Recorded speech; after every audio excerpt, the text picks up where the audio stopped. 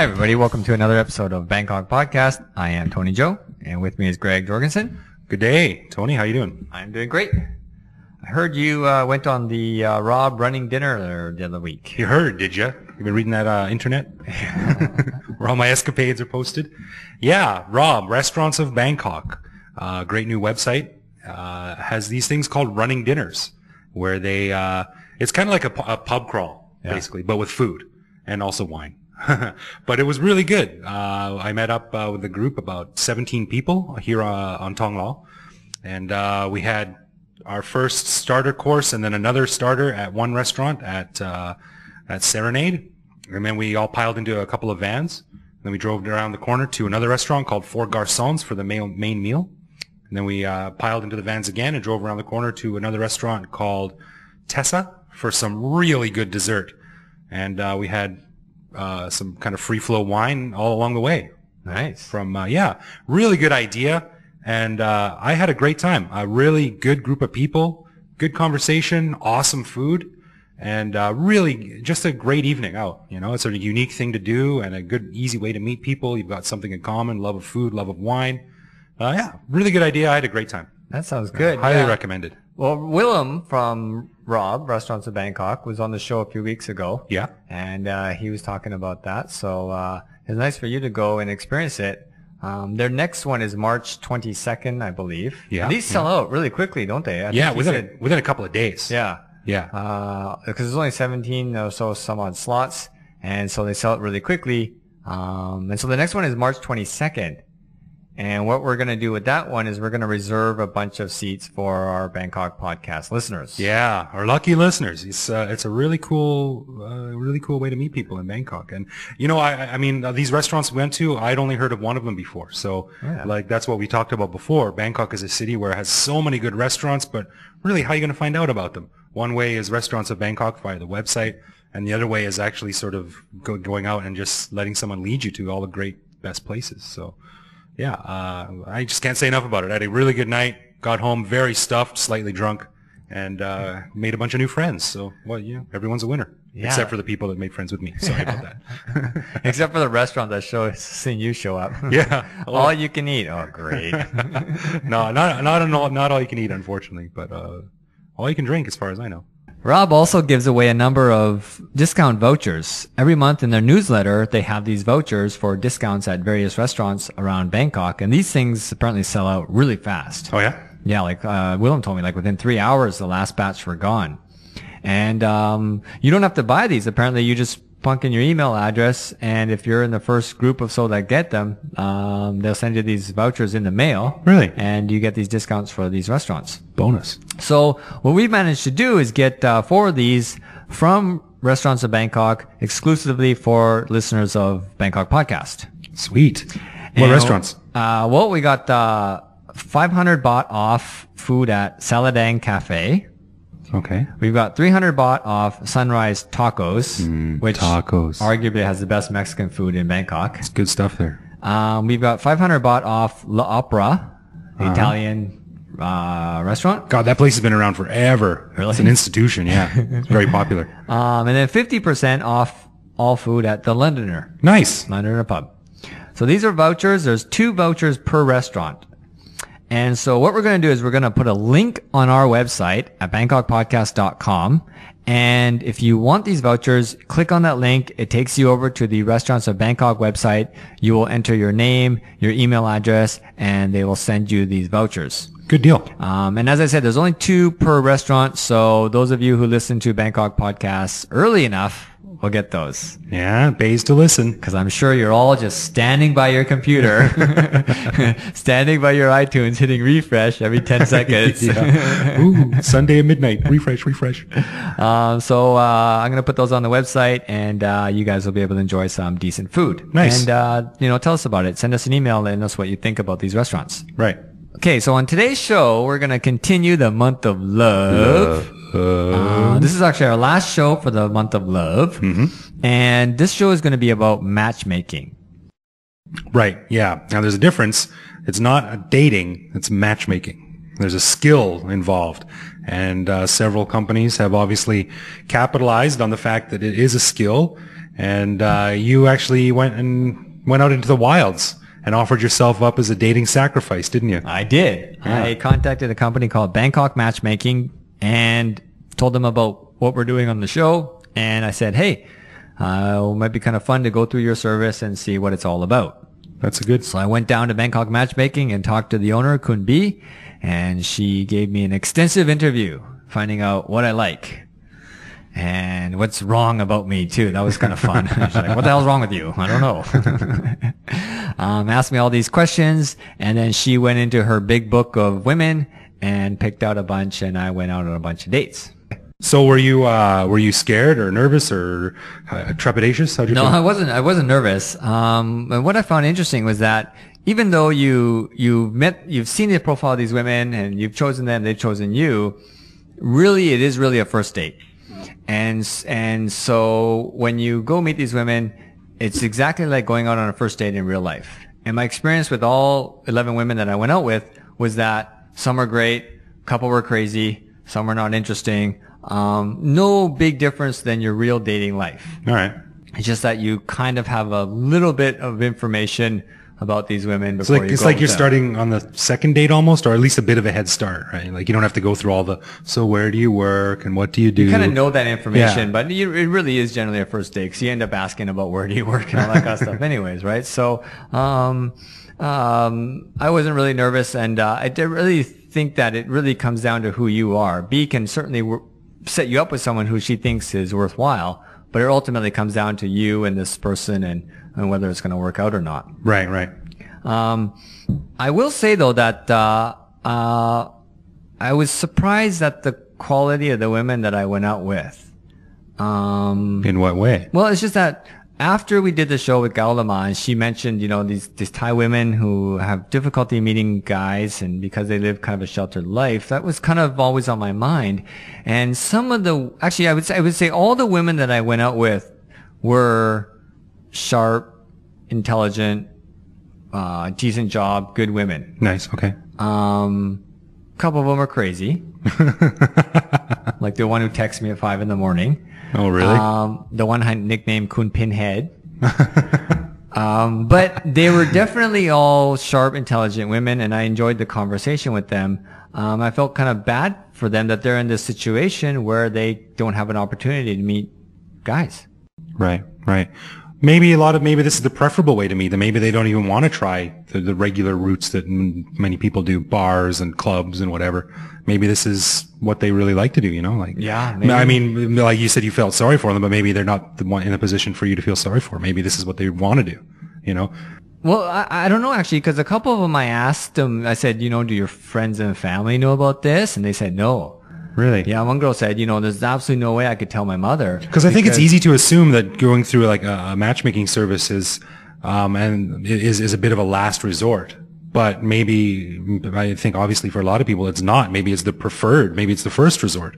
You know what I mean? For these women though, it's not. Okay. Because this one girl said, I can never tell my mom about this because my mom's reaction would be, why do you need to pay someone to find you a guy? Right. I found your father fishing on the Klong. The whole pressure that we talked about with Galama is that these women have this kind of double standard that their parents are not forcing them, but they're encouraging them to, putting pressure on them to date and find guys. Go forth and multiply. At the same time, the parents have all these rules and restrictions that are preventing that from actually happening. Like you can't go out past 9 o'clock, but we expect you to be married in the next 2 years. Right. And then when these women take action and kind of do something for themselves, they're afraid of what their parents' reaction would be because it's not what their parents are thinking. So and so these women I think are really in kind of a tough spot, and I just think that they're extremely lucky that they were able to go out with a great guy like me. I would really like to have some of them on.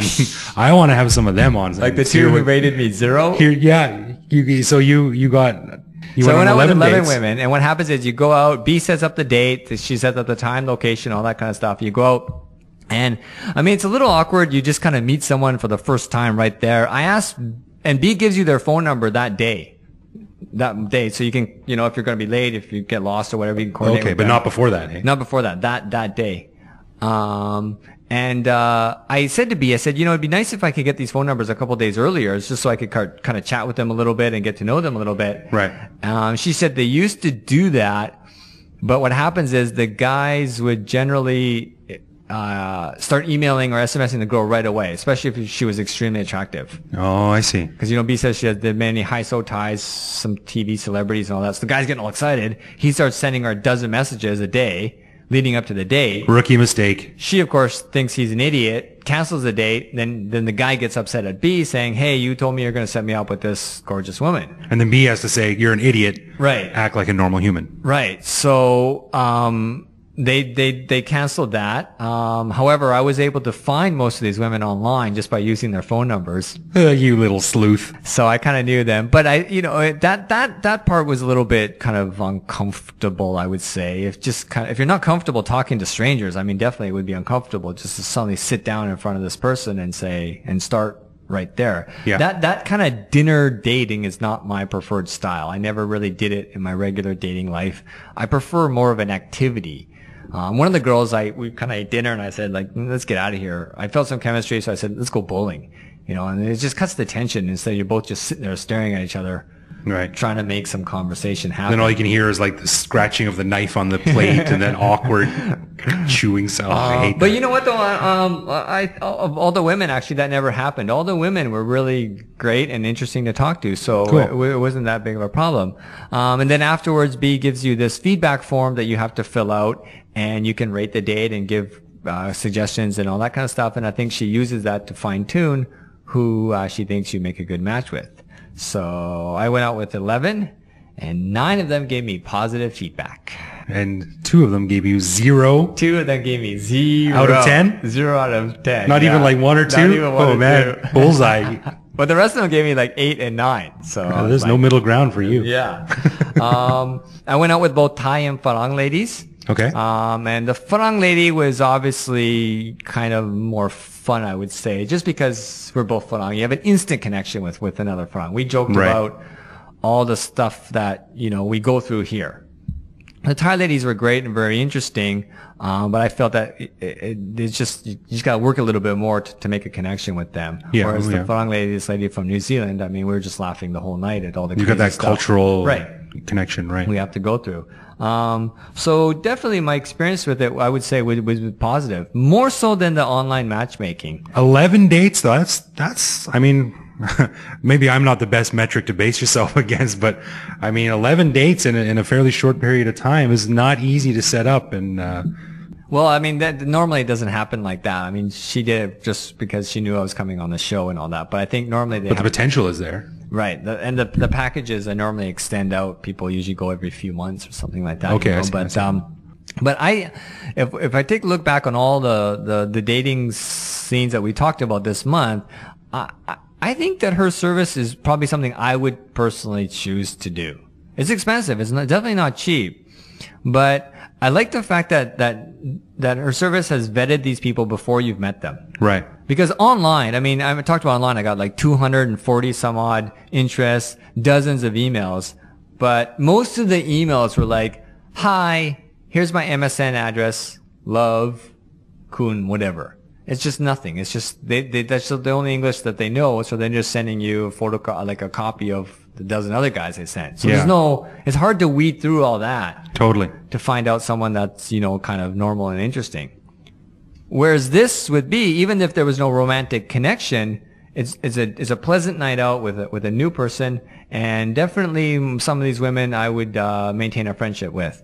So, that's really interesting. I think it's pretty good service. It's got kind of maybe a strange connotation, especially coming from the West. Matchmaking, it seems so kind of strange. But many of these women work and live in social circles that aren't with me. I don't work in the same building, live in the same area. I would never encounter them. Right. Yeah. And so it was a fun experience to going and talking with them and seeing kind of what their lives are like. That sounds really interesting. Well, I'm glad I have friends like you that I can live vicariously through. That's not in my future anymore. But we actually have Kun B with us in the studio today to talk about her business. We do. We're lucky. Welcome, B. Thank you. Thank you for having me. glad to have you here. So you're the owner of Bangkok Matching. Yes, correct? right. And how long have you been operating in Bangkok? Well, for almost 6 years now. 6 years. Wow. And in that time, how many marriages have you set up? Well, I don't really count, but I think it's about like 100 or something. Really? Minus or plus, yeah. Wow, 100 people. Married, but Wow. we have lots of couples that dating exclusively. Yeah. Wow. Can you tell us a little bit about your history, how you got into matchmaking? Yeah, why? Well- Seems like a very difficult job. Yeah. Well, I start from I like to party, so I like to go to functions, and when I go, I always have boyfriend with me, but he just talk with his friends, and I talk with my friends and get to know new people, and then I have guys that when I talk to him first, or he talk to me first, I just don't feel nervous or anything, so it's just. And after we talk, he just said that, hey, would you like to have coffee and lunch sometime? And I said, if it's for business, then maybe, or yes, but if it's for something else, I have a boyfriend, I'm sorry. So he just said that, that's too bad, because he like to meet someone like me that, maybe outgoing and friendly. And then when I walk around, I met other girls, and sometimes they ask me, who you just talked to? I like that guy. And I say, hey, he's single. I just talked to him. And then she said, how can you introduce him to me? I said, why don't you just walk around him? Maybe you can talk to him, or he can talk to you. And I go to parties like this, and it happened again and again. So I thought, why not doing this kind of business? Because even they are successful, they are good looking, but sometimes the lady cannot talk to guy first because they know us or something. And sometimes the guy they want to save face, or if they, ask them out and they say no, and that's a business function. So I think this business could work. So it started out as like you saw an opportunity and you recognized that people needed a service. Was there a lot of other dating sites at the time? Well, yeah, I think dating sites, we have dating sites for a long time in Thailand, both for Thai and for Western. But I think we need to differentiate that yours is not a dating site, it's a matchmaking site. Yeah, we are not dating sites. So that's why I said this could work, because no one really focus on professionals, and no one really focus on the premium market, that they cannot just go to some functions and talk to people, pick someone up. It's difficult because of their social status. Yeah. Well, that's something that you mentioned to me in our first interview that I found interesting, and something that Gaulama talked about as well, is that many of these women in Thailand who maybe are a bit high-so, they live a relatively sheltered life. And so they have a difficult time meeting a mate, meeting a husband or a boyfriend. Yeah, that's for sure. Is that what you found with your clients? Yeah. Since even now we have the model, actress, and the business owner that are on TV a lot, or even own, big business in Thailand. And it's quite difficult for them that they're gonna, first meet someone in their social status. Second, meet someone that not looking for their money and love them for who they are, not their asset. Greg doesn't have to worry about that. No. My girlfriend loves me for me. That's pretty clear. But that's interesting, though, that these high-so women that you see on TV, that most people would assume that they're their dating life. Well, that's is always a complaint you hear from the hottest girls, right? Like, no one ever approaches me. I never get a lot of sympathy for that.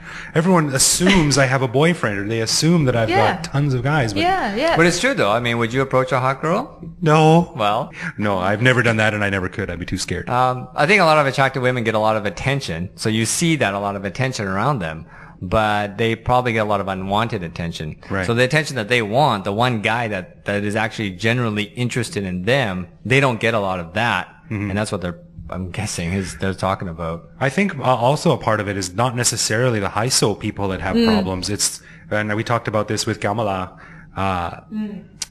If you go, and I used to be a teacher at an all-girls high school, and I saw this, and if you grow up go to a school that only has your sex, from kindergarten to grade 12, you have no practice. You have no exposure to interaction with the opposite sex. You don't know anything about flirting or, joking or things like that. Yeah, that's true.